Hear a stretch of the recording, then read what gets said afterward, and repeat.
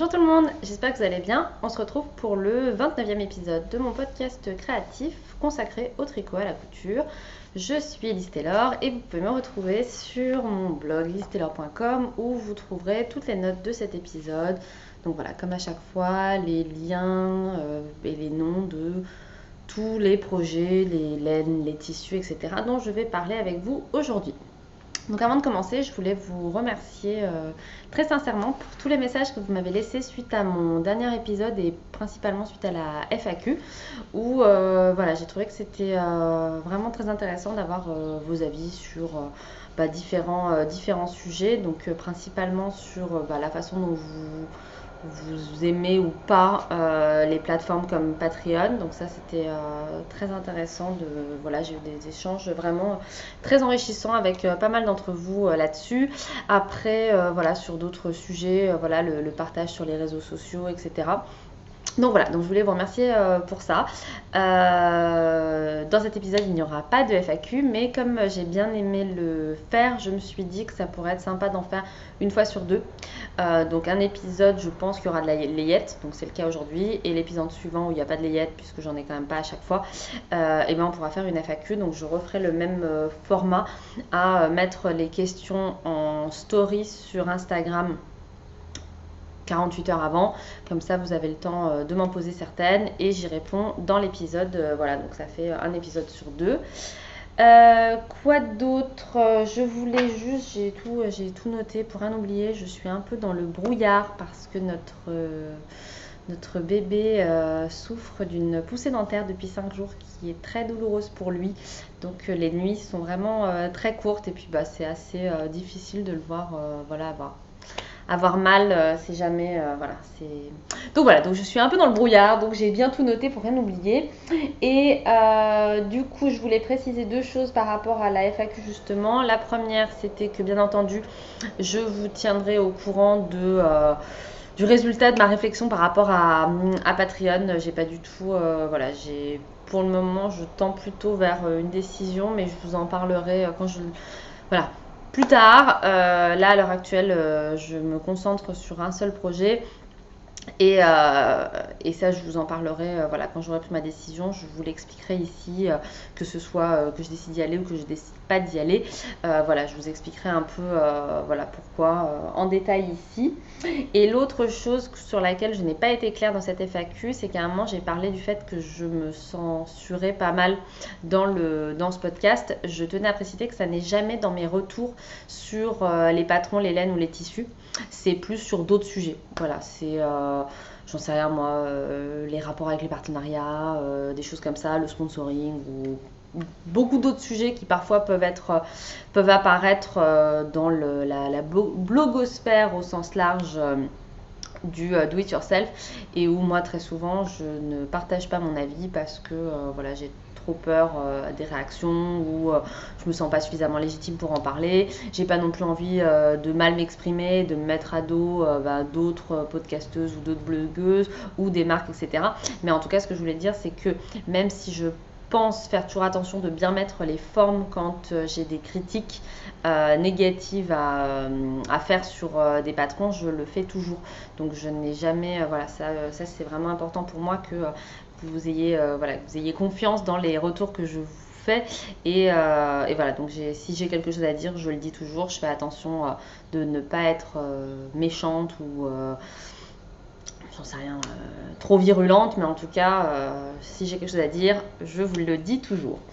Et voilà pour l'intro, donc on va passer directement dans le vif du sujet parce que comme à chaque fois, j'ai pas mal de choses à vous montrer. Et cette semaine, on va commencer avec la couture. Donc en couture, j'ai fait quelques petites choses, mais que j'ai déjà présentées sur le blog et qui en plus sont à la machine, donc je vais pas pouvoir vous les présenter là. J'ai donc cousu la robe Yolande dont je vous avais parlé dans le dernier épisode de République du chiffon.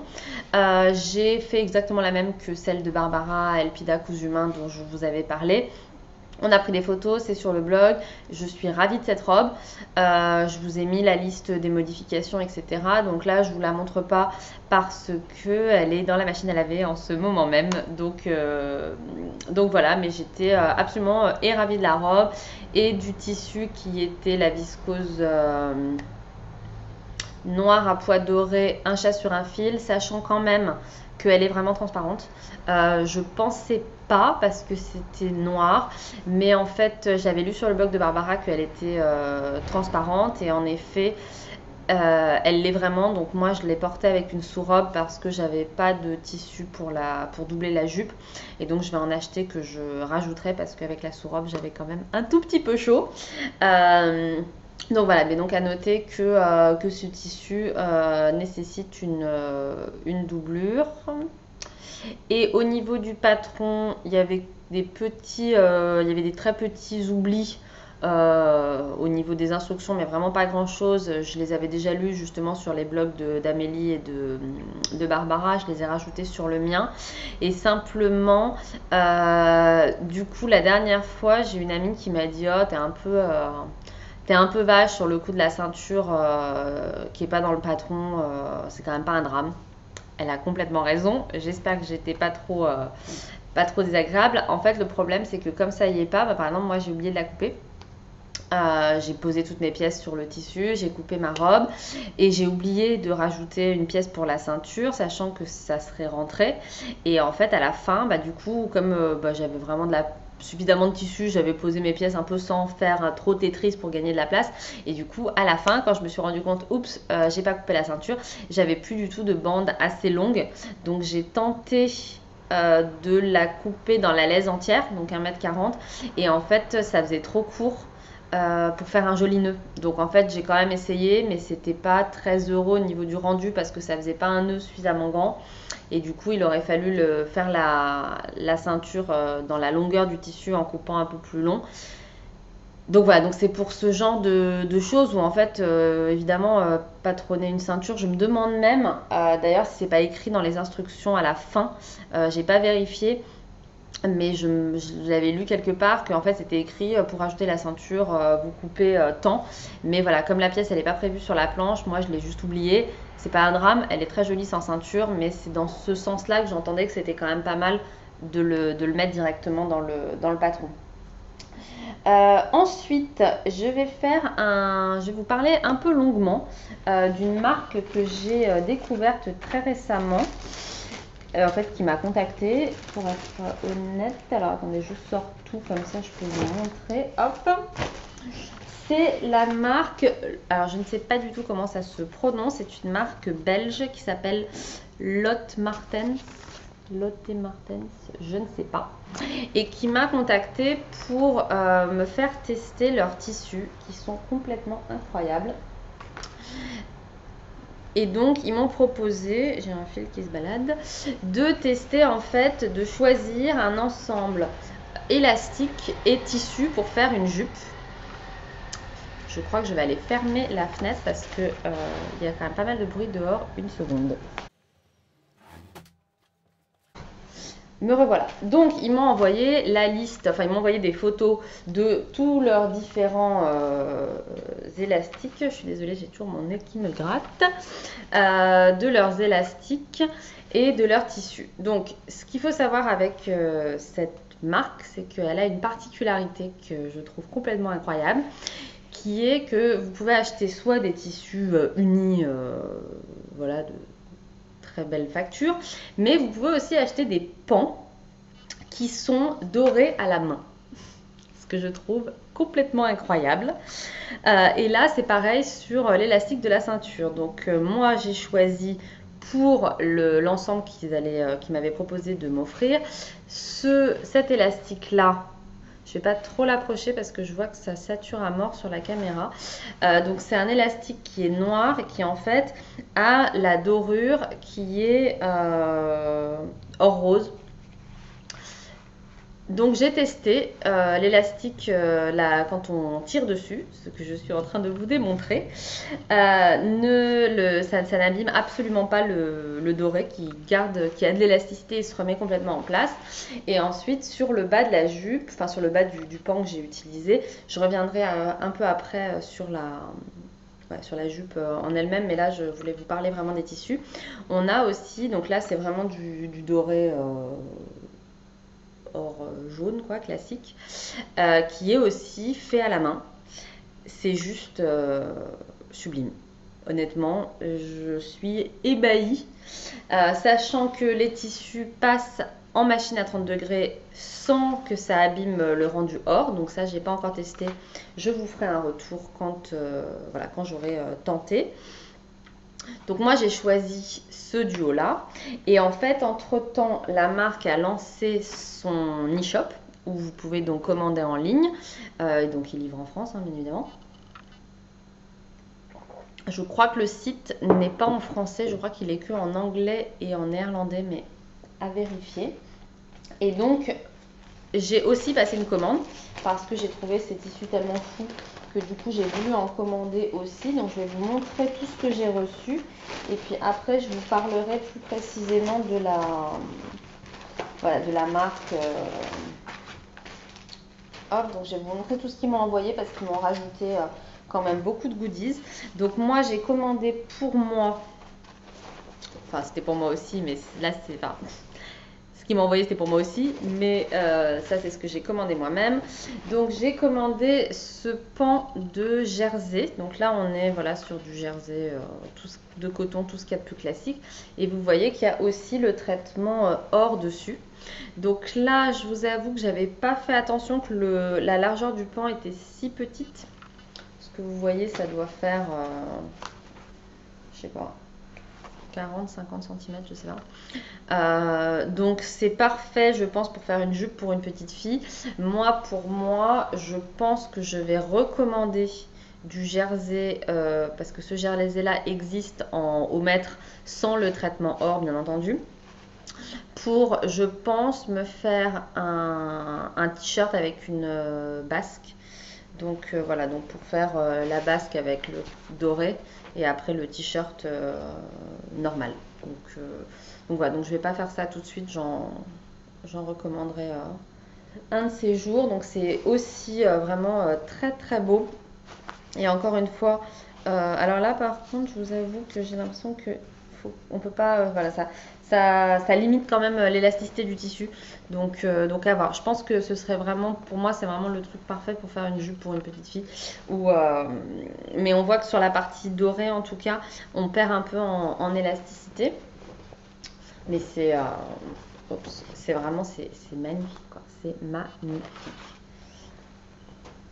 Hop.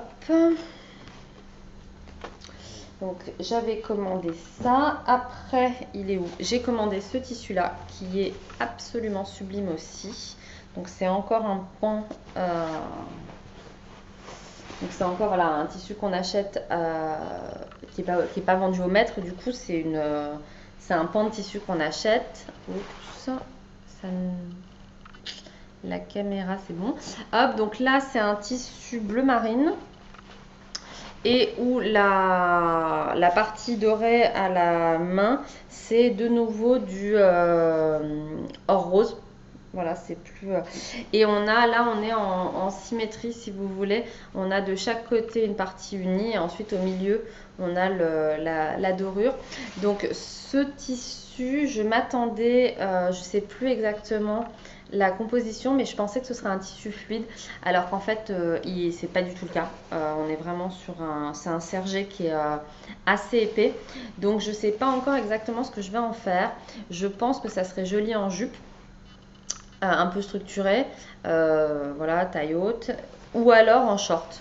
Je me disais que ça pouvait être sympa de couper un short avec le bas du short,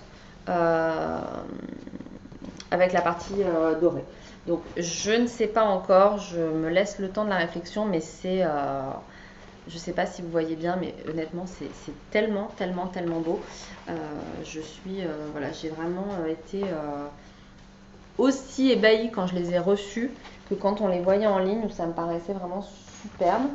Donc avec ça, j'ai commandé, et je crois que j'en ai un que je n'ai pas là.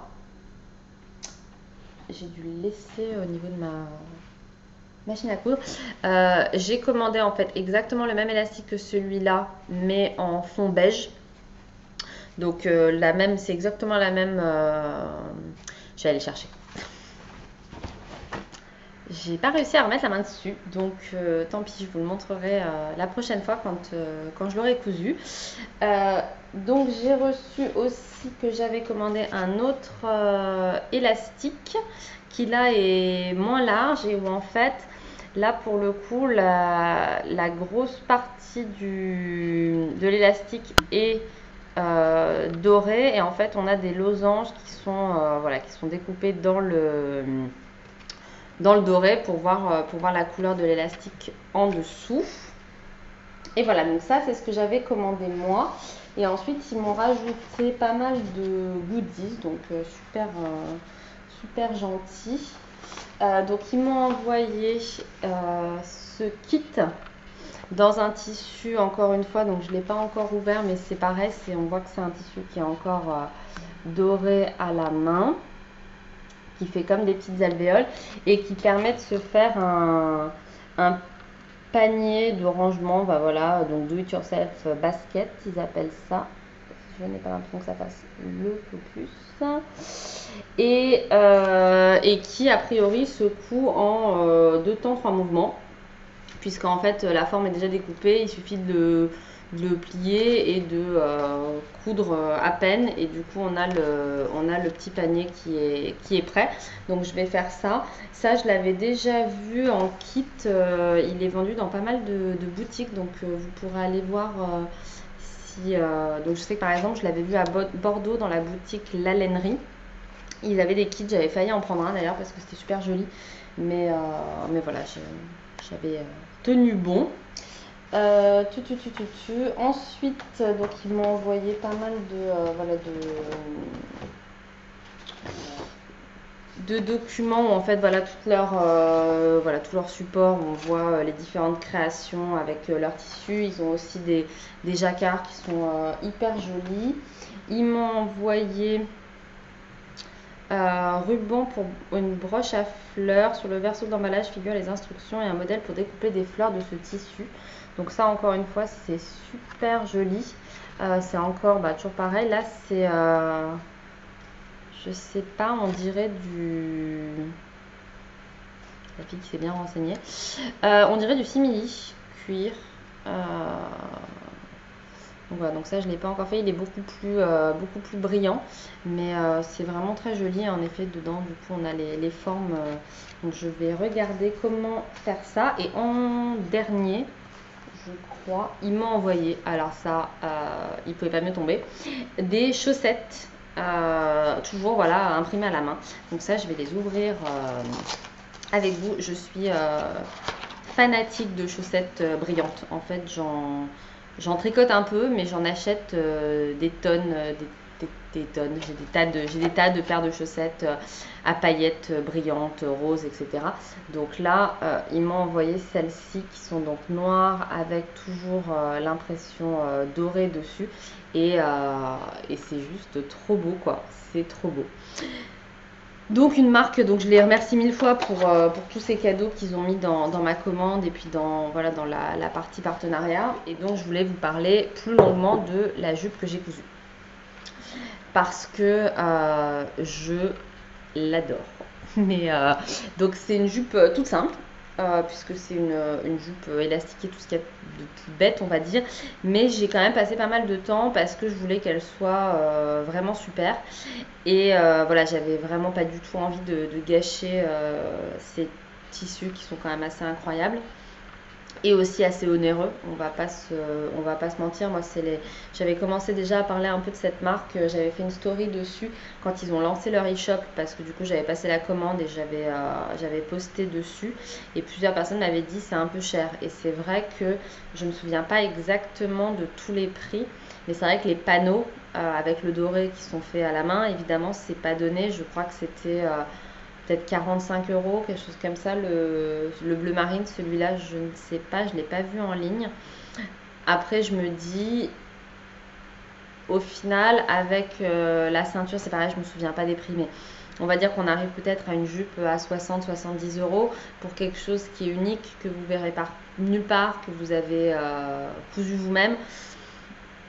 Évidemment, c'est onéreux et je pense que ce n'est pas accessible pour tout le monde. Moi, je me dis, exceptionnellement pour quelque chose voilà, qui a vraiment un caractère comme ça complètement unique, fait par vous quand même. Et pour avoir, moi voilà, c'est une jupe qui est super pour sortir, pour faire habiller. Je l'ai d'ailleurs portée hier, je vous en parlais. Voilà, je suis honnête avec vous, en effet, c'est pas donné. Pour la qualité, moi je trouve que je comprends le prix parce que j'ose même pas imaginer. En fait, je me demande combien de temps ça prend de faire chaque pan à la main et tout. Enfin, ça me paraît fou. Je ne connais pas du tout le processus. Mais voilà, j'avais vraiment envie de vous en parler parce que je trouve que je n'avais jamais vu ça. Des tissus aussi extraordinaires.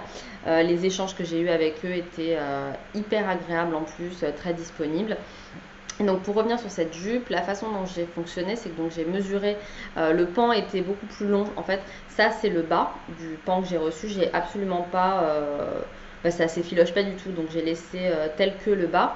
Ensuite j'ai mesuré moi la longueur que je voulais pour avoir une jupe taille haute et qu'elle arrive juste au-dessus du genou. Sachant que le pan, j'ai dû couper bien facile 20 cm je pense. Donc si vous êtes grande et que vous voulez vous faire une jupe, si vous voulez faire une jupe longue, ça passe. Si vous êtes grande, bah vous aurez une jupe midi potentiellement. Donc en tout cas, ce que je veux dire, c'est que le pan est suffisamment grand pour que vous choisissiez voilà, la longueur de la jupe que vous avez envie de faire. Ensuite, j'ai coupé l'élastique juste en le mettant autour de ma taille et j'ai coupé en tenant compte de marge de couture. Après, du coup, bon, j'ai encore des fils. J'ai cousu l'élastique, puis je l'ai recousu. Enfin, je l'ai cousu en le mettant endroit contre endroit.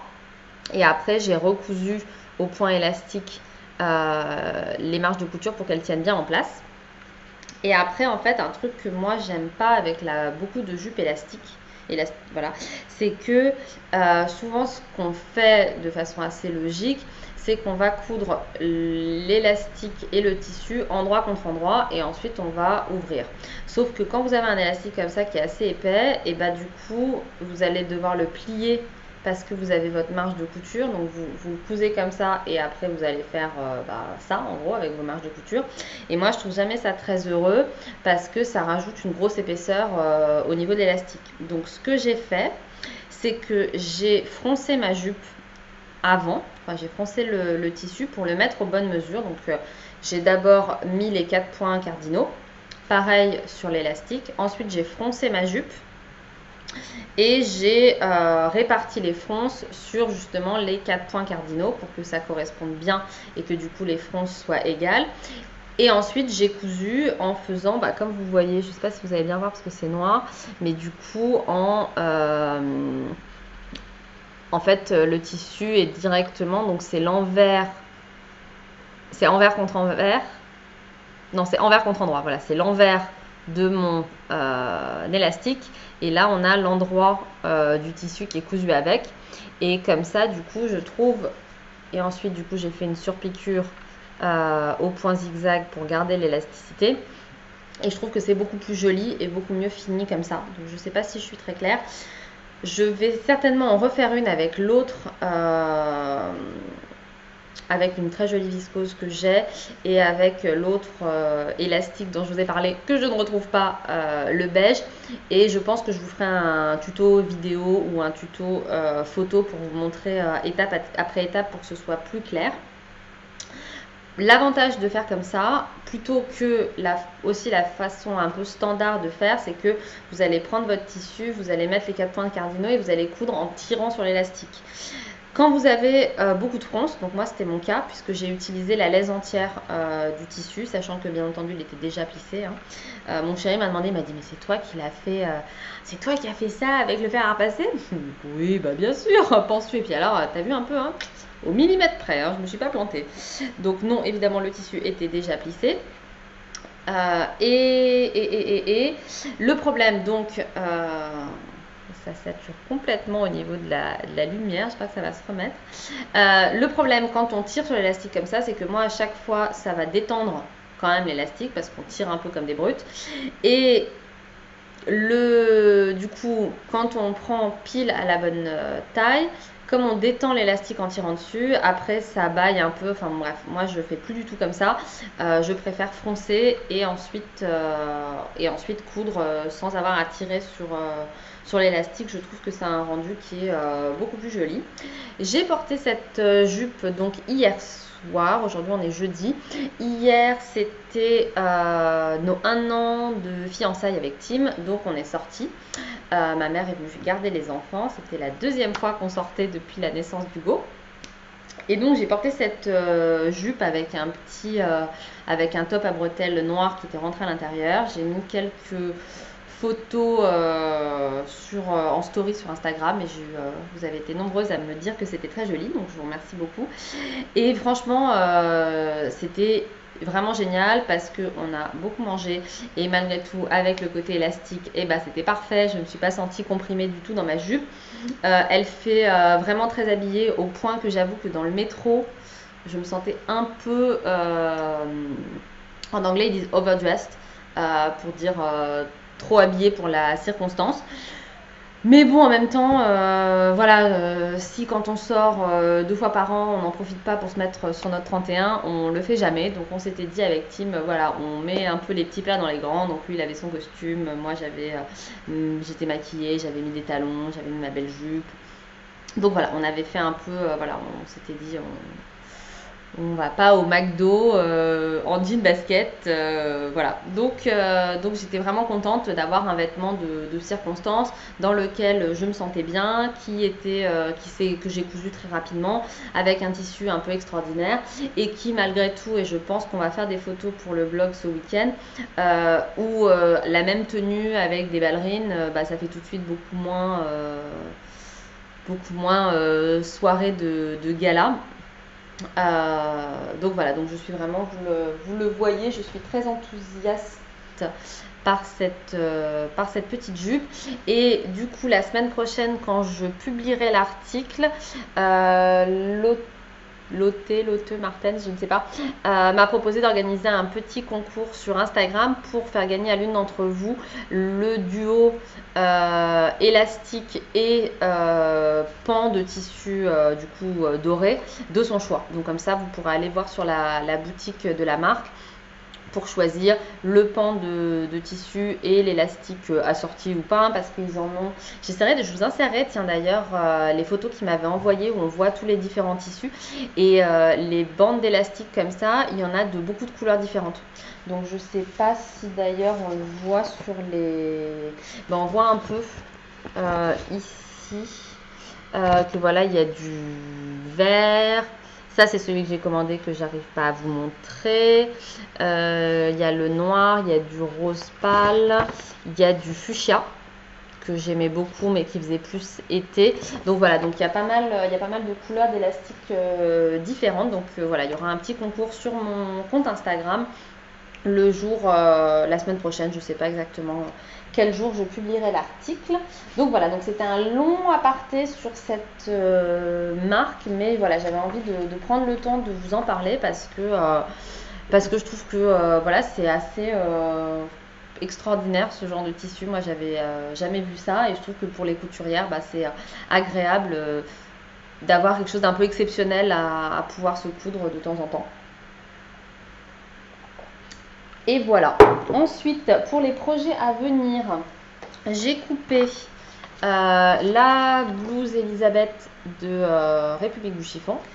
Et pour aller avec, je me suis coupé un short goji de Direndo. Donc je ne sais pas si vous vous souvenez, à l'époque j'avais cousu la version robe, mais je voulais que ce soit taille basse et pas taille haute. Bon, franchement, c'était pas l'idée du siècle parce que j'avais essayé de modifier le patron et puis moi je suis pas très douée pour ce genre de modification, dans le sens où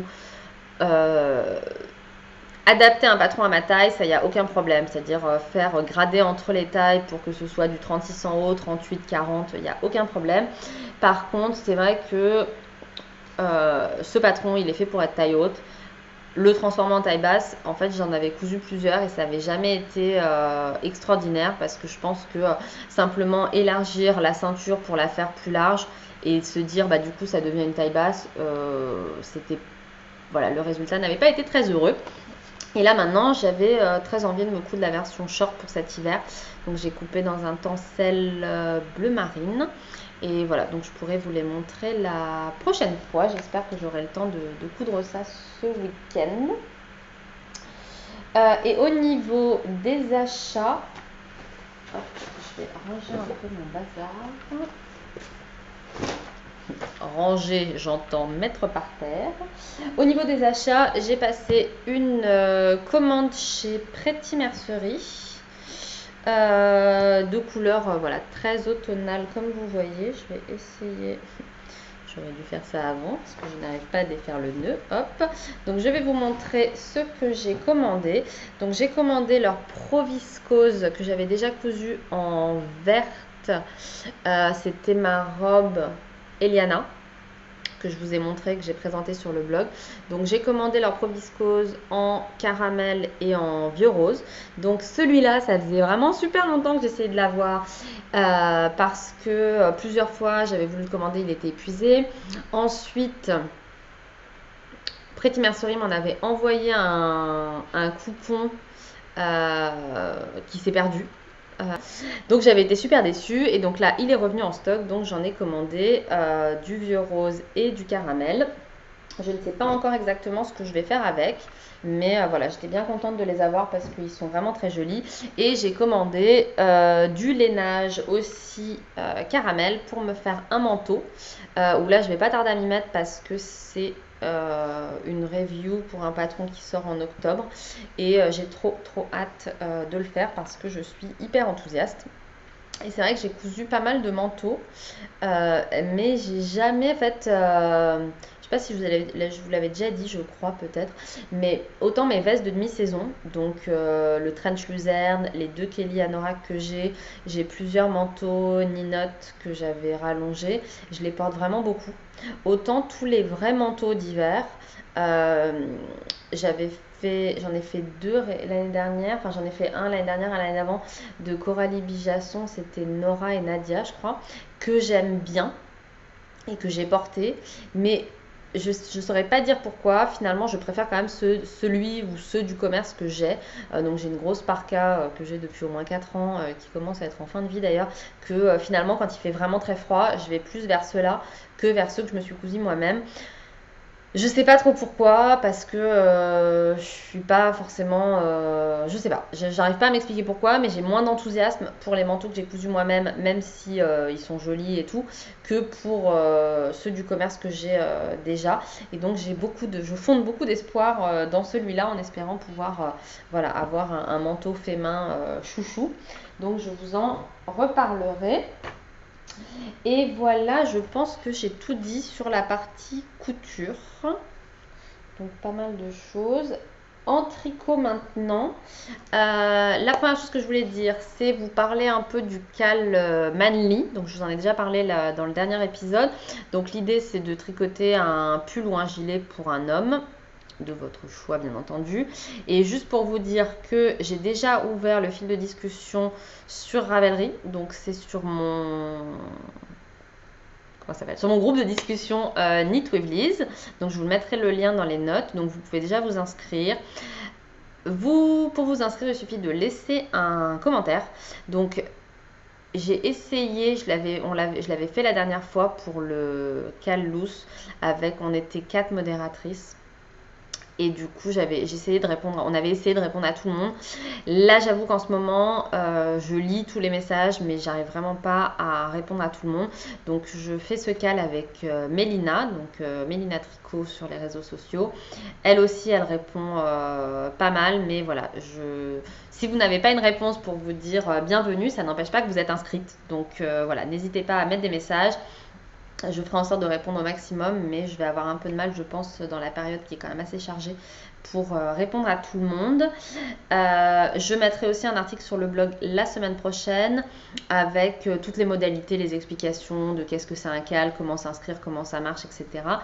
Et j'ai reçu déjà plusieurs propositions de sponsors que je remercie 1000 fois parce qu'ils sont adorables et où je les présenterai en novembre.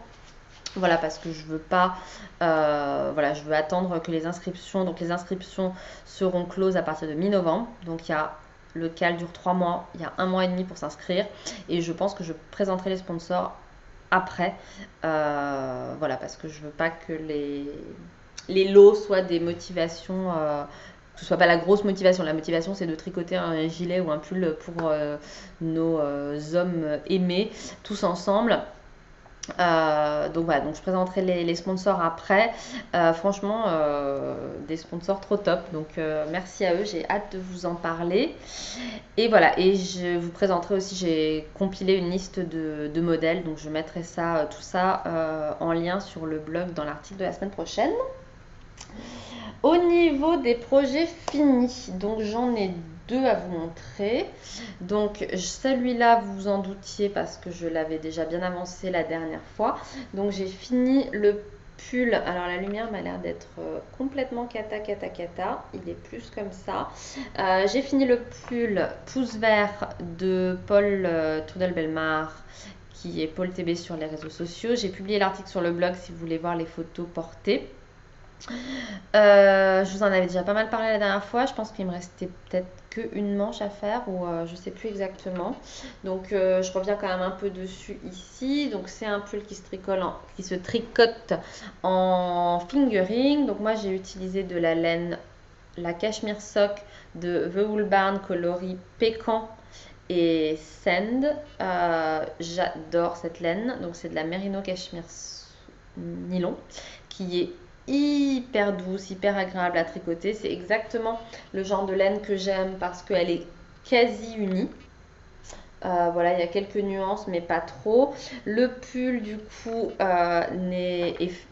c'est voulu. Le modèle n'est pas très long. Donc, moi, je l'aime comme ça et j'ai fait justement très attention au blocage qui se détendent pas trop pour pas prendre 10 cm en longueur.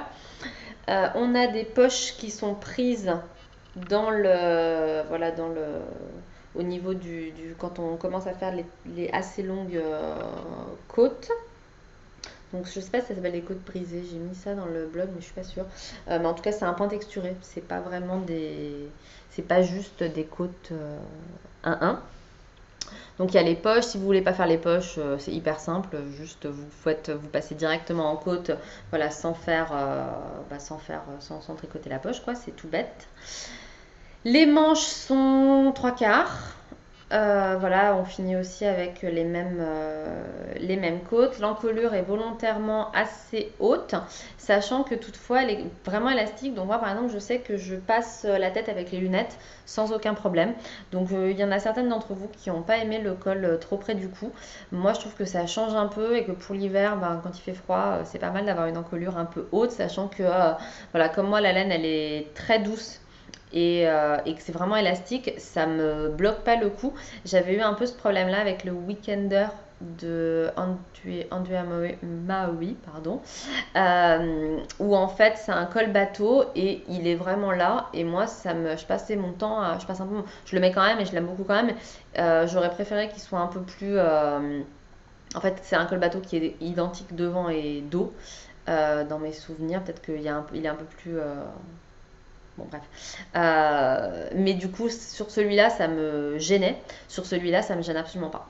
Donc voilà, le jacquard est vraiment magnifique. Hop là. Voilà, ça forme des feuilles. Le patron est très bien écrit. Paul précise s'il faut quelle est la couleur qui est dominante, puisqu'on voit bien qu'au niveau, là, la couleur contrastante, c'est le jaune. Ici, la couleur contrastante, c'est le blanc. Et donc, il ne faut pas tenir le fil de la même manière pour respecter la dominance des couleurs. Et voilà, donc j'ai adoré le tricoter, je suis vraiment très très contente de ce pull. Si vous voulez voir des photos portées pour vous rendre compte du rendu, de la longueur, etc., c'est sur le blog.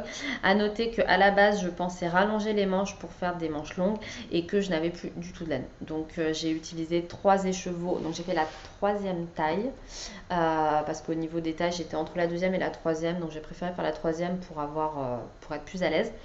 Et j'ai utilisé pile 3 écheveaux, donc là les écheveaux de The Wool Barn ils font 350 mètres, donc c'est un peu plus, en termes de métrage c'est plus petit que certains écheveaux de 100% mérino où on aura 400 mètres.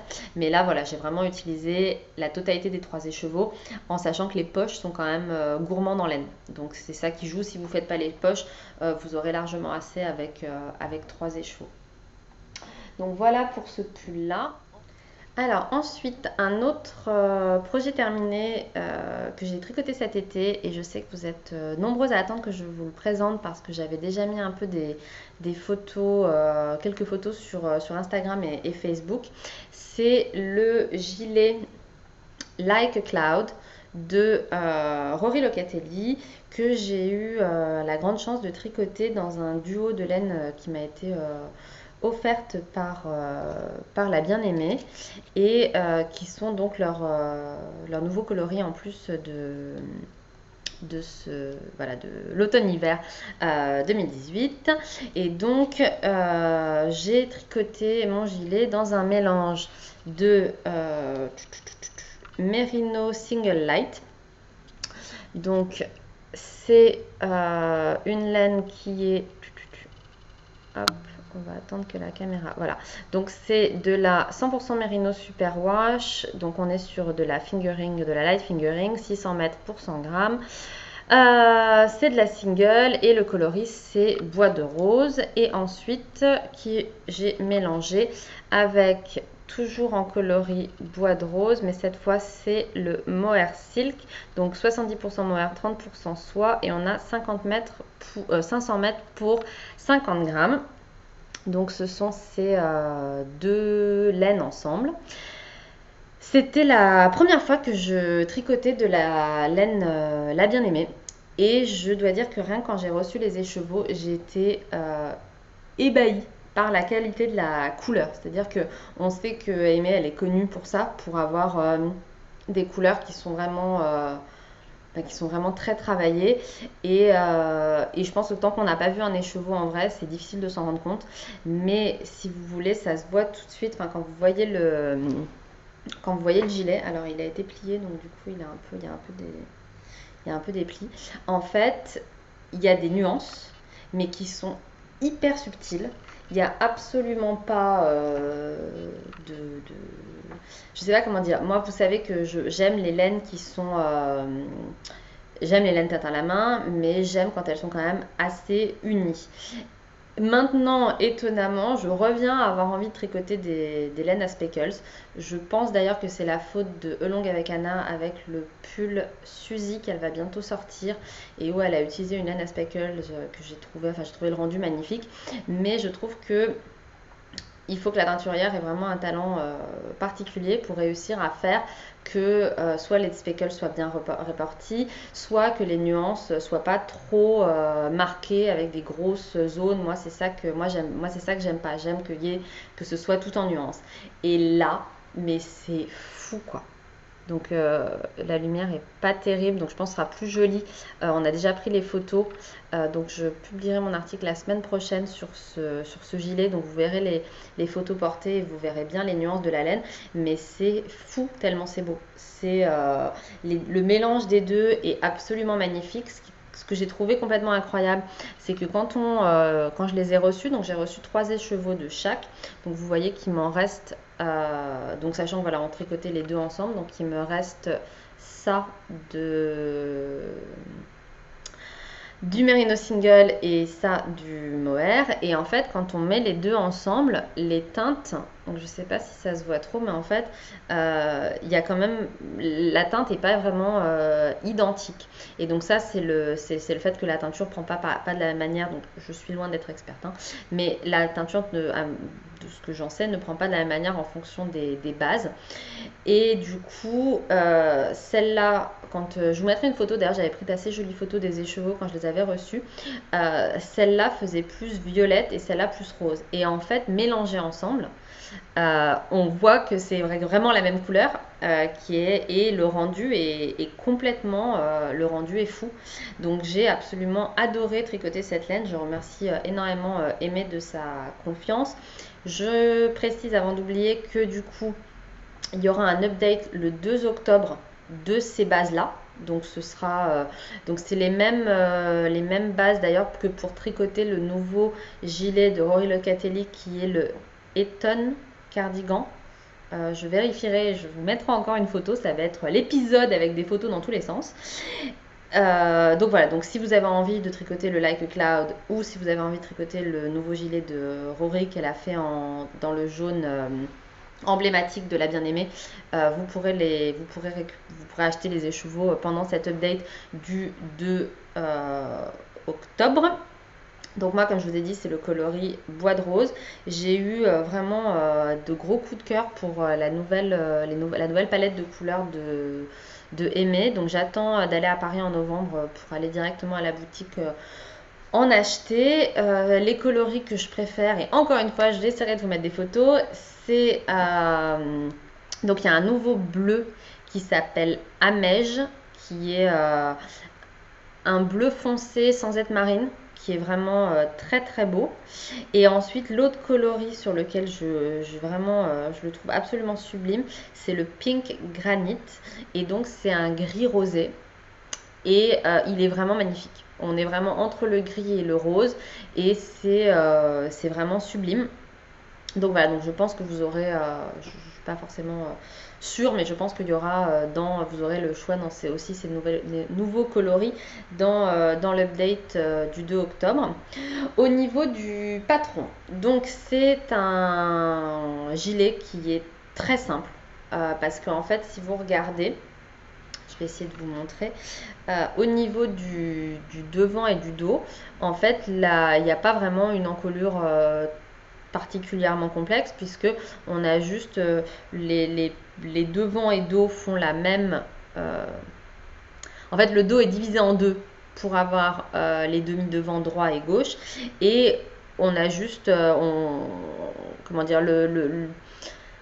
je sais pas comment décrire, mais en gros, c'est comme un col-châle, ça se met directement, vous le voyez bien, hein, ça fait une espèce juste de V en haut, et en fait, c'est hyper joli. Donc moi, j'avais jamais tricoté ça, j'ai plutôt l'habitude des encolures qui prennent vraiment la forme du cou, mais là, du coup, c'est super super simple, et c'est aussi super joli. Au niveau du des pans des devants, il n'y a pas de finition particulière, c'est-à-dire que vous tricotez vos mailles, vous suivez le motif et vous repartez dans l'autre sens. Il n'y a pas de maille à relever pour faire l'encolure, et en fait naturellement ça rebique un tout petit peu, du coup ça fait une finition qui est vraiment super jolie sur le devant. On est sur un gilet un peu ample avec des épaules basses, donc moi c'est tout ce que j'aime, hein, c'est une sorte de gilet boxy. Il y a, je crois qu'il y a quelques rangs raccourcis, mais je suis même plus sûre, parce que je l'ai tricoté il y a un petit moment. C'est un gilet qui est long, qui est terminé avec des côtes pareilles assez longues, identiques sur les manches. Les manches sont volontairement très longues, donc éventuellement vous pouvez replier les côtes si vous le souhaitez. Moi j'aime bien que mes manches soient très longues, donc c'était parfait. Donc c'est vraiment un gilet qui est complètement accessible aux débutants, puisque le point texturé est très joli, mais il est aussi très simple. C'est une alternance de maille endroit, maille envers, donc il n'y a absolument pas de complexité. Maintenant, il faut avoir conscience que c'est un grand gilet qui est du coup forcément un peu long à tricoter, puisque le mélange que la bien-aimée a proposé, c'est exactement le même que celui que Rory a tricoté, et du coup c'est un mélange light fingering et mohair, donc ça se tricote comme du fingering. Donc là je l'ai enfilé, je vais pas le garder très longtemps parce que il fait vite très chaud, ça va pas forcément très bien avec ce que je porte, mais voilà, du coup moi je l'ai fait bien long, je voulais qu'il arrive sous les fesses. Je peux facilement voilà, bien m'envelopper dedans. Les manches, comme je vous l'ai dit, elles m'arrivent au niveau du début du pouce. Et je l'ai déjà porté quand on était fin août chez mes parents, parce qu'il y a eu quelques jours où il a fait il y a eu quelques jours où il faisait vraiment frais le matin et le soir, et c'est un gilet qui porte vraiment bien son nom, donc like a cloud, ça veut dire comme un nuage. Ça tient vraiment très chaud tout en étant super léger. Je pense que je vais énormément le porter, je l'adore. J'ai vraiment pas j'ai pas trouvé ça long de le tricoter, alors que je pensais, quand j'ai commencé, j'étais hyper enthousiasmée par les laines parce qu'elles sont sublimes, mais je me disais tu risques d'en avoir quand même vraiment ras-le-bol de ce point texturé aussi long, et pas du tout. Vraiment pas du tout. Je me suis pas ennuyée, j'ai adoré le tricoter, donc ça m'a pris un peu de temps, mais comme on était en vacances, finalement pas tant que ça. Il est super doux, il est super beau. Voilà, un immense coup de cœur, et pour le patron et pour la laine. Voilà, j'ai adoré tricoter ce projet. Et je suis complètement fan de cette couleur, donc bois de rose de la bien-aimée, voilà, qui est tout ce que j'aime. Donc je pense que je vais potentiellement en reprendre pour me faire autre chose avec. Et avec mes restes, il faut que je vérifie, mais je pense que je vais me faire une paire de chaussettes. Donc Mélodie, donc Mandarine, a sorti un patron. Je ne sais pas s'il est déjà sorti sur Ravelry ou s'il a été mis à disposition que sur Patreon, mais elle a sorti un patron de chaussettes qui s'appelle Tender. Donc comme le pull que je vous ai présenté dans le dernier épisode, mais là c'est le même point chevron mais sur des chaussettes, et elle l'a fait avec du mohair aussi, donc c'est plus des chaussettes un peu elles sont un peu plus épaisses que les chaussettes classiques, on va dire, mais le principe c'est un peu pour porter à la maison, des grosses chaussettes, voilà, et je pense que ce sera joli. Ou alors peut-être je ferai un bonnet, je ne sais pas encore, il faut que je regarde voilà, dans les patrons, qu'est-ce que j'ai envie de tricoter. Et là du coup, ouais, peut-être que si j'ai assez, je ferai peut-être un bonnet plutôt pour aller avec mon gilet, parce que faut que je pèse pour voir le métrage que j'ai, mais du coup je pense que je peux faire avec 2 fils de la light plus celui-là, et ça me ferait une épaisseur à peu près 10. Donc voilà pour les projets finis. Au niveau des encours, hop, je regarde ce que j'ai. Donc au niveau des encours, j'ai bien avancé le test que je ne peux pas vous montrer dans la laine. Donc c'est la Leisu Fino. C'est laquelle? La Leisu Dickey de Julie Asselin. Voilà, en coloris renard. Voilà, amour pour les renards. Donc j'ai bien avancé, j'ai presque fini les manches. Le patron va sortir début octobre, donc je vous présenterai à ce moment-là. La laine est hyper agréable à tricoter, rien à dire là-dessus, mais du coup je l'ai un peu mis en attente pour commencer autre chose, parce que j'avais aussi, en fait j'ai fini une partie, je l'ai bloqué, pendant que je l'ai bloqué j'ai commencé autre chose que je voulais en plus vous montrer, donc j'ai un peu avancé là-dessus. Dans le dernier épisode je vous ai montré ces laines. Donc c'est la laine Pénélope, dans le bon sens ce sera mieux, de Dererum Natura. Hop. Qui ne veut pas faire le focus comme d'habitude. Voilà. Dans les coloris crème. Bah attendez. En même temps, voilà, je l'ai l'étiquette. Donc crème, ocre et argile. Et je vous avais demandé ce que donc j'avais organisé un petit jeu impromptu pour vous demander ce que vous pensiez que j'allais tricoter avec. Et alors vous m'avez vraiment fait sourire, parce que je pense que à 99,99% vous m'avez toutes dit: ah, tu vas tricoter le Maric de Longue avec Anna, parce que le patron était sur le point de sortir, et ça m'a montré, enfin ça confirmait l'enthousiasme que tout le monde avait pour ce patron, parce que vraiment tout le monde m'a dit ça, en oubliant au passage que, pourtant je pense que je l'avais dit, que cette laine c'est de la Dickey, alors que le patron de Anna se tricote avec de la fingering. Donc non, ce n'est pas le Maric que j'allais tricoter, même s'il est magnifique aussi. Mais vraiment voilà, ça m'a amusé, parce que je me suis dit... vous l'attendez, hein. Le Maric, il était vraiment... on sentait qu'il y avait de l'attente pour ce patron. Et donc, non, moi, j'ai commencé à tricoter le... je ne sais pas comment on le prononce, Tecumseh de Kathleen Hunter. Donc, qui est la créatrice du bonnet Kobuk que je vous ai montré dans le dernier épisode, mais aussi du pull Birkin. Et donc là, c'est un pull qu'elle a sorti l'année dernière, qui est un pull un peu donc en jacquard, avec ce motif de petites plus et ensuite je ne sais pas de quoi, mais c'est très joli. Qu'elle a sorti du coup l'année dernière, qui a eu énormément de succès. C'est un pull un peu poncho, assez ample et qui donc se tricote en diquet. Donc voilà moi à quoi il va ressembler. Je suis hyper contente. Franchement, je trouve que c'est vraiment joli. Ça va me faire un pull. J'ai pas beaucoup de pulls blancs. Donc voilà, donc je trouve que c'est vraiment très sympa. Que dire Donc déjà, avant que j'oublie, Émilie et Paul vont lancer un cal le 1er octobre sur un cal plus plus. Donc ce sera pour, je crois que c'est 3 mois pour tricoter un jacquard ou quelque chose, bon forcément du jacquard je pense, avec des plus. Donc ce modèle là peut rentrer dans le cal. Donc j'avais prévu d'attendre que leur cal commence parce que Paul m'en avait parlé et puis en fait j'avais trop envie de le monter, donc voilà, j'ai décidé de le monter et puis voilà, je ne ferai pas partie du cal du coup puisque j'ai déjà commencé, mais j'avais trop envie. Au niveau des explications, il n'y a aucun problème, pour le moment c'est très clair. Au niveau de la laine, quand j'ai commencé à la tricoter, c'était la première fois que je tricotais la Pénélope de Derry Combe Natura, je la trouve géniale. Pour le jacquard, je pense que pour commencer, c'est vraiment la laine parfaite parce qu'elle a un bon elle a pas mal de rebonds, enfin je sais pas comment dire, mais et du coup je pense qu'elle est assez indulgente pour tricoter un premier jacquard. Voilà, c'est-à-dire que si vous avez, vous tirez un peu dessus et ça va bien se mettre en forme sans trop de difficultés. Voilà, je trouve que je suis vraiment emballée par cette laine.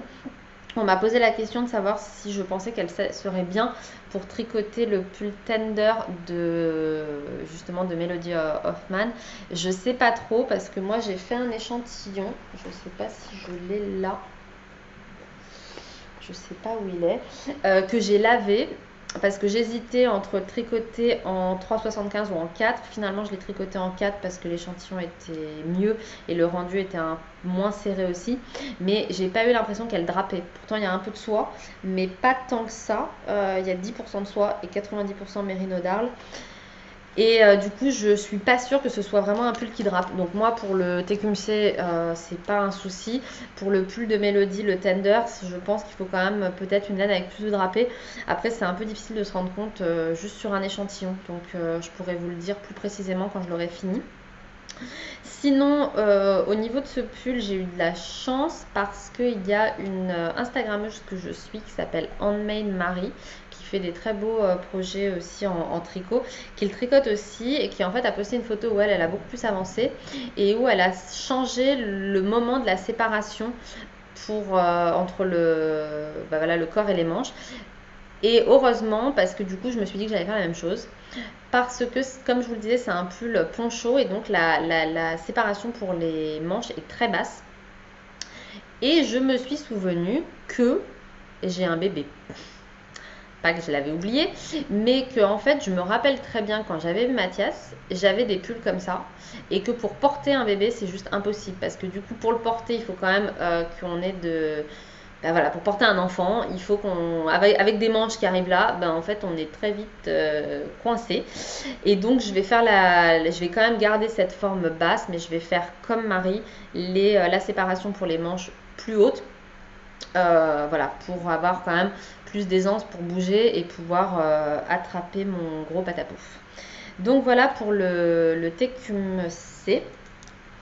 J'ai aussi repris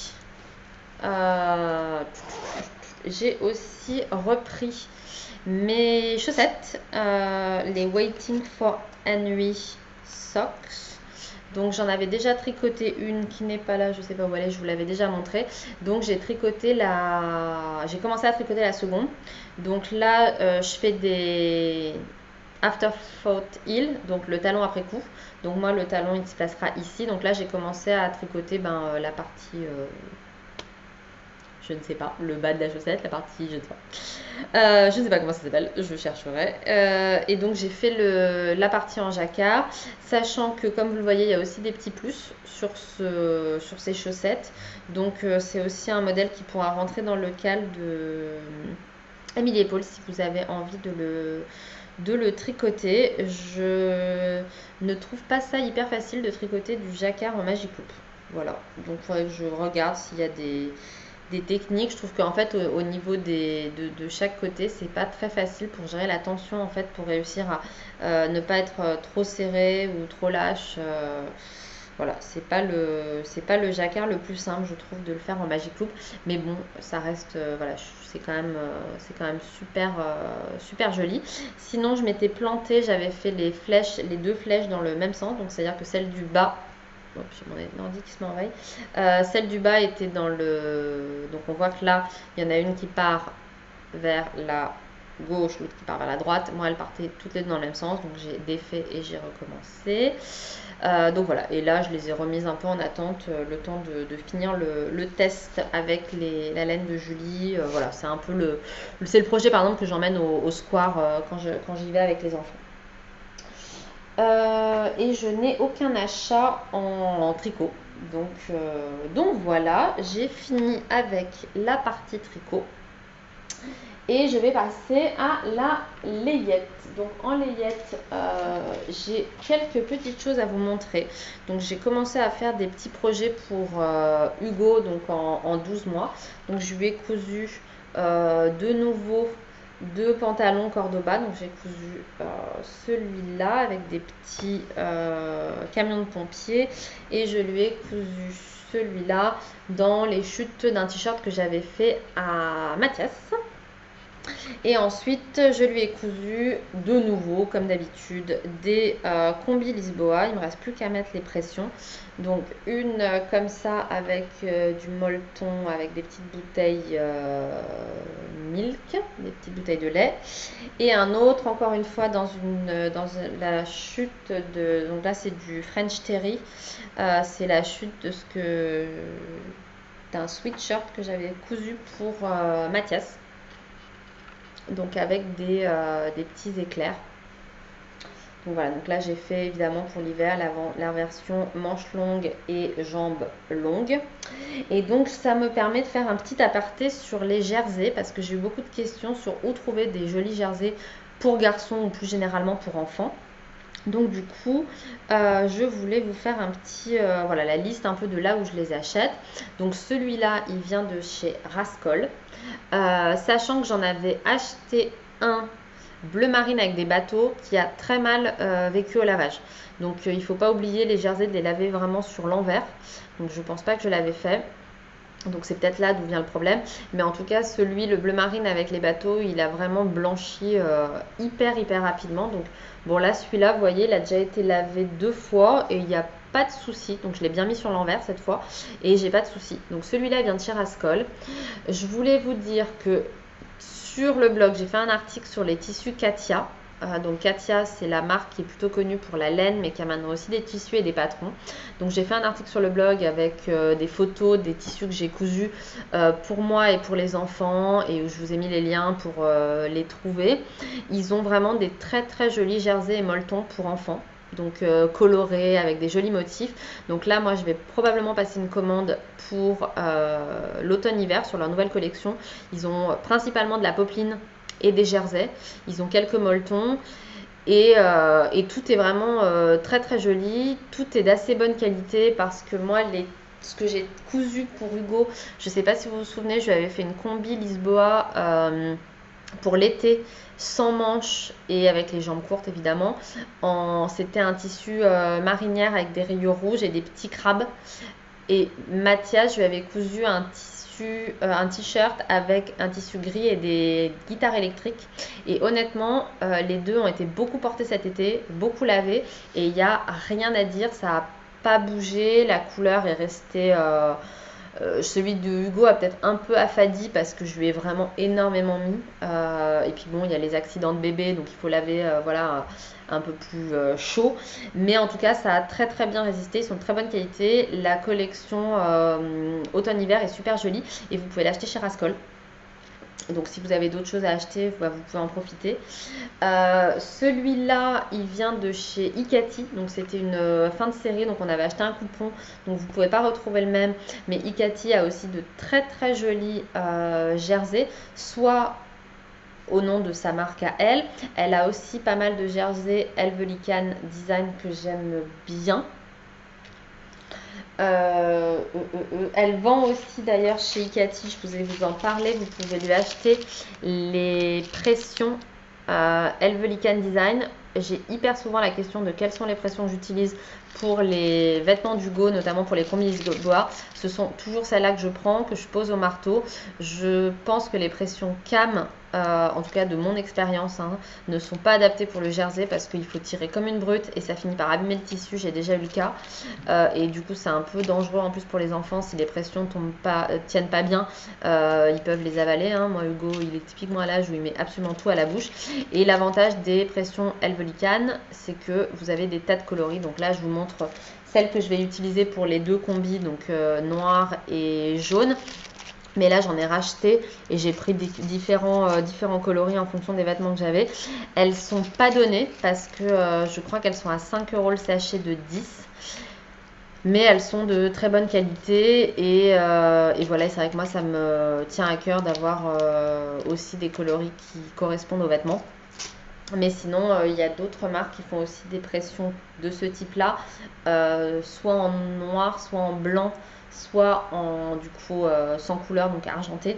Et je pense que vous pouvez en trouver dans n'importe quelle mercerie. Je ne sais pas au niveau des prix si c'est plus intéressant, mais en tout cas, moi c'est celle-là que je prends. Les pressions Helvelican, vous pouvez aussi les acheter directement auprès de la marque. Donc voilà, je ne sais pas si c'est moins cher de les acheter auprès de la marque ou sur le site d'Icati. L'avantage d'Icati, c'est que du coup, les frais de port doivent être moins élevés. Moi, comme sa boutique est à Lyon, je les achète directement chez elle. Ensuite, au niveau des autres boutiques où vous pouvez acheter des jolis jerseys, celui-là, je l'avais acheté chez Super Bison. Donc, il y a des jolis jerseys et molletons aussi pour enfants. Celui-là, par contre, je l'avais acheté sur Etsy. J'en avais acheté du blanc. La qualité est vraiment pas terrible. Donc, je verrai sur le bleu comment ça vieillit. Mais en tout cas, le blanc, je l'ai lavé quelques fois et il s'est vraiment pas mal abîmé. Donc voilà, donc c'était là où je me fournis. Et la dernière boutique où vous pouvez aussi trouver des jolis tissus, c'est Lulu la Luciole, qui a aussi de très jolis jerseys imprimés pour enfants. Il y a énormément de choix, donc c'est une boutique que je vous recommande. Et en dernier, et je vais passer un peu de temps là-dessus, je voulais vous parler du livre de ma chère Julie Parti, donc qui est Lily comme tout, que j'ai reçu il y a 2 jours et où j'ai une émotion particulière. Donc je vais vous raconter un peu pour ce livre. Parce que à la base, ce livre devait sortir en même temps que le mien. Donc en février 2018, et il y a eu des décalages, donc il ne sort que maintenant parce qu'évidemment sortir un livre de tricot en plein mois de juin, ça n'a pas beaucoup de sens. Mais là où pour moi c'est émouvant, c'est que ça me replonge dans des souvenirs, puisque en fait Julie m'a contactée pour tester et tricoter des modèles de son livre quand j'étais enceinte de 4 mois. Donc du coup, mi-février, mi-mars, mi-avril, mi-mai, mi-juin, elle m'a contactée en juin 2017 en m'envoyant du coup tous les modèles qui sont dans ce livre en photo, puisqu'elle les avait déjà tous tricotés, tous patronnés, tout était prêt, et en me proposant d'en tester. Et à l'époque, si vous vous souvenez, je croyais attendre une fille. Donc quand j'ai reçu tous les modèles de Julie, j'avais choisi ceux que j'avais envie de tricoter, et il y en avait certains pour lesquels j'avais eu vraiment d'énormes coups de cœur et où j'avais commencé à réfléchir à la laine que j'allais utiliser, les couleurs, etc. Et malgré tout, je sais pas comment dire, c'est le moment où c'était 2 semaines avant que j'apprenne que Hugo était un garçon du coup. Et je sais pas pourquoi, je m'étais dit non mais là j'attends. Donc je sais pas si vous vous souvenez, j'avais déjà commencé à tricoter des choses pour lui, je cherche les modèles en question. J'avais déjà commencé à tricoter des choses pour elle, du coup, donc j'avais tricoté quelques gilets, notamment d'ailleurs le semi de printemps de Julie, que j'avais tricoté en rose. Et là j'avais eu un immense coup de cœur pour un modèle. deux d'ailleurs. Je vais essayer de vous les trouver les deux. Là, j'en ai trouvé un. Et où je m'étais dit, ah bah ça, je vais le faire dans cette couleur, cette laine, etc. J'étais complètement à fond sur un dressing du coup de petite fille. Et quand même, j'ai eu cette espèce de sixième sens, allez savoir, où je me suis dit, non mais cela, je vais attendre. Parce que c'est vraiment très codé fille. Et imagine si c'est un garçon. Imagine si c'est un garçon. Voilà. Et quand j'ai appris que c'était un garçon, une de mes déceptions, c'était ça. C'est-à-dire que quand on a des difficultés à avoir un enfant, garçon ou fille, on s'en fiche, on veut un bébé en bonne santé. Aujourd'hui, je ne remplacerai pas mon Hugo par 150 filles. Il est parfait, c'est mon petit garçon parfait. Mais sur le coup, comme c'était difficile d'avoir un enfant, que ben, c'est pas du tout sûr qu'on en a un troisième un jour, c'était quand même super d'avoir un garçon et une fille. Donc voilà, c'est des sentiments contradictoires. Je connais plusieurs amis qui sont passés par là. J'ai une de mes très bonnes amies qui, quand elle a découvert que son troisième enfant était un garçon, bah, ça a été dur. Parce qu'elle savait que c'était le dernier. Et même si ça n'enlève rien à l'amour qu'on a pour l'enfant, même si ça n'enlève rien à notre plaisir d'être enceinte, on a quand même ce coup de bah voilà, je sais que j'aurai probablement jamais de fille. Et comme moi, je m'étais beaucoup projetée en tant que couturière et tricoteuse dans ce que j'allais faire, ne pas faire ces modèles pour ma fille, bah, ça avait voilà, j'avais eu du mal à me reprojeter dans les modèles que Julie m'avait envoyés en me disant qu'est-ce que je vais faire pour un garçon. Donc je vous montre les modèles en question. Il y avait 7 ensembles. Donc d'un petit pull avec une encolure, avec un volant au niveau de l'encolure, un point de semis sur le corps et le petit pantalon assorti. Donc je fais un tout petit aparté là-dessus. Donc je vais, comment dire, ce modèle, je pense que certaines l'ont remarqué, ressemble beaucoup au modèle Mathilda de Elong avec Anna. Et je pense que c'est l'occasion de voir que parfois, comme ça, par hasard, deux créatrices vont sortir quasiment le même modèle sans qu'il y ait aucune mauvaise intention derrière. C'est-à-dire que je ne sais plus exactement quand le modèle Mathilda de Elong avec Anna est sorti, mais en tout cas, je sais qu'il est sorti après que moi j'ai reçu les patrons de Julie. Et il n'y a aucun moyen que Anna ait pu voir les patrons de Julie. Donc que les deux modèles se ressemblent, c'est complètement un concours de circonstances et ça rappelle, je pense, que parfois il faut aussi raison garder par rapport à ces suspicions de plagiat. Les points, ils sont libres de droit, donc deux créatrices aient la même idée au même moment avec le même point, ben, on est dans un environnement où on est hyper comment dire, influencé par les marques de prêt-à-porter et savoir d'où vient l'inspiration pour que deux créatrices aient eu la même idée quasiment au même moment. On n'en sait rien, mais peut-être que toutes les deux, elles ont, voilà, elles ont les mêmes,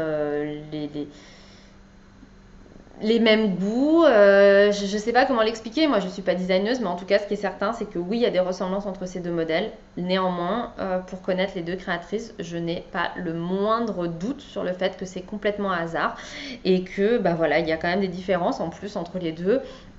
Et que voilà, il faut donc voilà, donc moi c'était quelque chose que j'avais envie d'aborder depuis très longtemps, où souvent je vois passer des suspicions de plagiat sur des modèles où je pense que c'est juste un hasard que deux créatrices aient la même idée au même moment. Donc voilà, je ferme cette parenthèse, mais en tout cas moi c'était le coup de cœur du livre, c'était cet ensemble que je ne tricoterai pas pour Hugo et celui-là, voilà, qui est aussi hyper joli avec un petit gilet en dentelle et un béguin assorti. Et donc je me suis voilà, je me suis remise de ma surprise et je n'ai pas été une testeuse très bonne pour Julie, je l'avoue, sur ce livre parce que j'ai finalement fait peu de choses.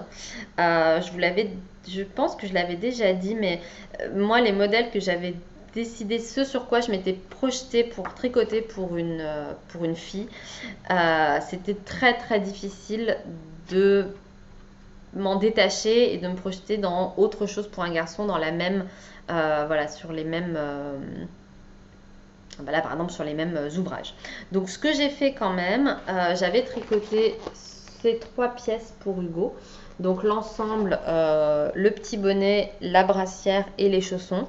Je vous insérerai une photo. J'ai passé des heures hier à essayer de retrouver parce que je me souviens avoir pris des photos en prévision et je n'arrive pas à les retrouver. Les seules que j'ai retrouvées où on le voit porter le gilet, il tient aussi une petite carte. Vous savez, les cartes pour suivre l'évolution du bébé où ça dit qu'il a dormi pour la première fois la nuit complète. Autant vous dire que c'était une fraude de complète parce que ça a duré une nuit et le lendemain on était reparti pour je me réveille toutes les 3 heures. Mais en tout cas, ça vous permettra de voir la petite brassière. Je l'avais tricoté, je crois, Là, ça fait 0, 3, 6 et 12 mois. Et moi, je l'avais tricoté, je pense, en 3 mois. Et je lui ai énormément porté. Vraiment, je lui ai énormément mis. Elle était hyper jolie, hyper pratique. Je vous l'avais montré, mais alors du coup, ça date d'il y a plus d'un an. Ouais, ça doit dater du mois de juillet de l'année dernière. Parce que je l'avais tricoté en rouge avec des petits boutons pommes.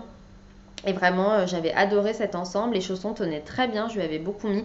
Le bonnet, pareil, je lui ai énormément mis parce qu'il y a les petites oreilles que moi j'aime bien parce que ça leur tient chaud. Et c'est vraiment celui que je lui ai le plus mis. Au niveau de ce livre, au-delà du fait que il est super joli, mais en plus, donc je vous ai même pas mis le titre, mais c'est 9 mois pour tricoter les indispensables de bébé. Et ce que je trouve très sympa dans la façon dont Julie l'a conçu, c'est qu'elle l'a conçu par trimestre de grossesse. Donc bon, au début, il y a toute une partie un peu technique pour vous expliquer les bases du tricot, hop. Et ensuite, on a par trimestre. Donc on a le premier trimestre. Présente des modèles variés, proposant toutefois une progression dans l'emploi des techniques. La plupart sont volumineux, donc parfait pour cette période où vous avez encore toute votre liberté de mouvement. Donc elle a vraiment réfléchi à ces modèles en fonction déjà du niveau pour apprendre au fur et à mesure des nouvelles techniques. Donc au début, on a la couverture de naissance qui est doublée et qui a, je pense que vous allez avoir du mal à le voir, mais un point texturé. Ensuite, on a la gigoteuse. Après, le petit ensemble que moi j'ai tricoté, qui est tout simple, hyper facile si vous débutez. Ce petit gilet qui est vraiment super mignon. Gilet chic et classique. Je me demande si celui-là, je vais pas le faire pour Hugo. Donc, les tailles sont pas toujours les mêmes. Donc, celui-là, il va de naissance à 18 mois. Donc c'est un petit gilet en point mousse. Je pense que je vais peut-être lui faire parce que je lui ai rien fait là. J'ai encore un pull que j'avais tricoté l'année dernière qui va lui aller cette année, mais je lui ai rien tricoté cette année. Donc je vais peut-être faire celui-là. Après on a une petite salopette. Hop. Alors ça, je pense que c'est ce que je vais lui faire rapidement. J'étais censée le faire en test et je ne l'ai pas fait. Je suis vraiment pourrite. Mais le manteau avec les petites moufles assorties, ça se tricote en grosse laine. Celui-là, il va du 3 au 18 mois.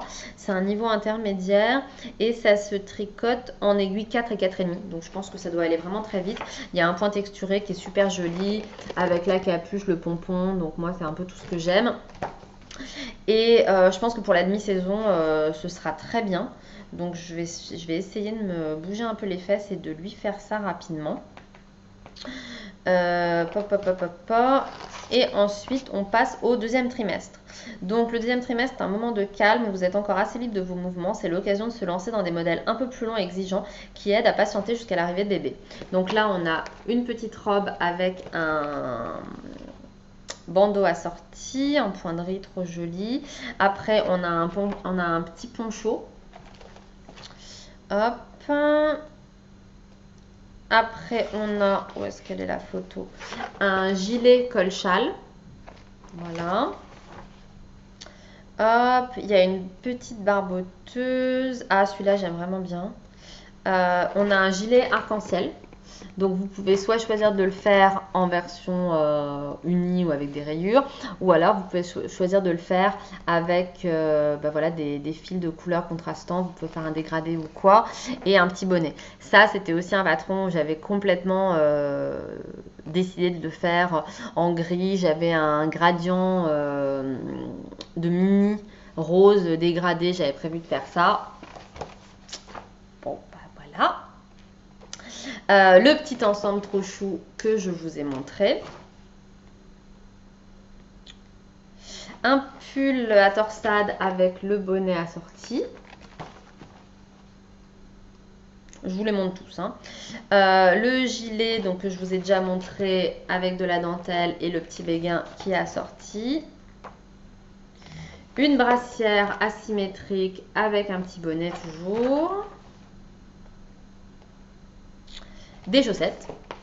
Voilà, je crois que c'est une des formes qui tient le mieux au pied des bébés. Parce que moi, souvent, j'ai fait des petits chaussons qui tenaient absolument pas. Le bébé, il bouge ses pieds, ça disparaît. Enfin, ça disparaît. Ça tombe, quoi. Un bloomer, hop là. Et une petite culotte à volant. Tac. Je sais pas trop pourquoi à volant. Un pull sans manche. Et d'ailleurs, je suis passée au 3e trimestre sans m'en rendre compte. Et du coup, le 3e trimestre, j'ai trouvé que c'était pas du tout idiot l'approche de Julie. C'était même très pertinent. À savoir que le 3e trimestre propose des modèles rapides, simples à réaliser, mais qui projettent un peu plus sur l'arrivée imminente du bébé. De petits projets qui ne nécessitent pas une grande amplitude de mouvement, donc parfait alors que vous êtes dans les starting blocks pour la maternité. Parce qu'en effet, on va pas se lancer, quand on est dans le 3e trimestre, on va pas se lancer dans un projet qui va durer hyper longtemps parce que finalement, on ne sait pas trop à quel moment bébé va arriver. Donc voilà, donc beaucoup de projets. Est-ce qu'il y en a un dernier? Et ensuite, on a un petit gilet sans manches au point mousse. Donc voilà, donc des projets assez faciles et rapides à la fin. Et il y en a encore un, la marinière pour les beaux jours. Voilà, et c'est le dernier projet du livre. Donc c'est vraiment un livre superbe que je vous recommande. Il y a une citation d'une personne pleine de bon sens. D'adorables modèles pour garçons et filles pour envelopper nos tout petits deux, Leia tricoté avec amour. Voilà, donc je suis hyper flattée en plus voilà, d'apparaître sur la 4e de couverture de Julie et qu'elle m'ait demandé à moi de faire cette citation. Voilà, je vous avoue, voilà, pour moi c'était émouvant parce que je me suis projetée dans le moment où j'étais enceinte, où je tricotais pour Hugo. Je suis repassée sur les photos quand il portait ce petit gilet. Voilà, vous savez que j'adore Julie, qui est une créatrice de grands talents et ce livre, voilà, je peux que vous le recommander. Il coûte 23 € et il est aux éditions L'Inédite. Donc voilà, donc c'est là-dessus que je finis cet épisode de podcast. Ça m'a donné envie de me remettre à tricoter pour mon fils qui ne va pas nu, bien entendu, mais où c'est quand même, c'est quand même pas terrible. J'ai rien tricoté pour lui, je pense, depuis, je sais pas, 6 mois. Donc là, je vais m'y remettre, d'autant qu'en plus, pour faire le petit manteau, j'ai déjà la laine. Donc c'est vraiment juste arrêter de tricoter exclusivement pour moi. Donc ça fait que là, je pense que je vais finir le test knit et puis après on va vite être au 1er octobre où je vais me mettre à tricoter son pull pour Tim plus pour Hugo. Donc voilà, on va repasser en mode je tricote pour mes hommes, qui ne sera pas un mal parce que j'adore les voir porter ce que je leur ai tricoté, donc c'est un peu dommage de ne pas le faire plus régulièrement. Et voilà, j'espère que cet épisode vous a plu. N'hésitez pas, si c'est le cas, à me laisser un petit message si vous avez le temps ou un petit pouce vers le haut, voilà, si vous n'avez pas le temps de laisser un message, de me dire ce que vous avez pensé, voilà, de ce que je vous ai présenté. Et puis, je vous embrasse tous très fort et je vous dis à dans 2-3 semaines, voilà, en fonction de mon emploi du temps. Voilà, je vous embrasse tous, à bientôt.